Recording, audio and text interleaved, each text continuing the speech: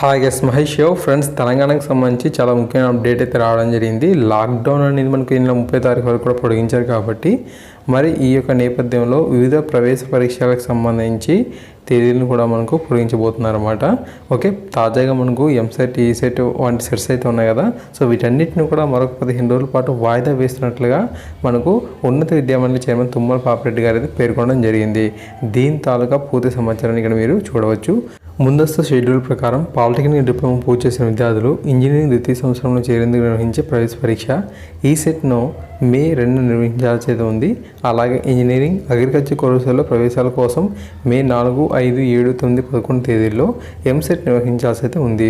అయితే లాక్డౌన్ ముందుగా ఈ నెల 14వ తేదీ వరకు ప్రకటించిన నేపథ్యంలో అన్ని ప్రవేశ పరీక్షల దరఖాస్తు స్వీకరణ గడువును ఈ నెల 20వ తేదీ వరకు కూడా ఉన్నత విద్యామండలి పొడిగించింది. అయితే శనివారం లాక్డౌన్ను ఈ నెల 30వ తేదీ వరకు కూడా పొడిగిస్తున్నట్లు సీఎం కేసీఆర్ ప్రకటించిన నేపథ్యంలో ప్రవేశ పరీక్షలను వాయిదా వేస్తామని పాపిరెడ్డి తెలిపారు.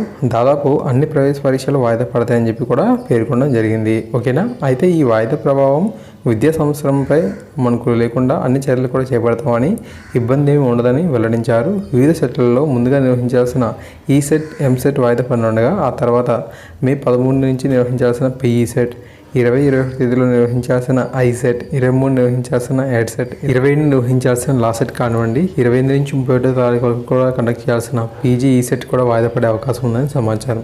ఈ విధంగా అన్ని ప్రవేశ పరీక్షలు కూడా వాయిదా పడేందుకు అవకాశం అయితే ఉంది అని చెప్పి మనకు సమాచారం అయితే రావడం జరిగింది. అధికారిక ఉత్తర్వులు అనేవి మనకు మిగతా ప్రవేశ పరీక్షలకు సంబంధించి రాగానే మీకు అప్డేట్ అయితే ఇస్తాను. ఓకేనా, థ్యాంక్ యూ.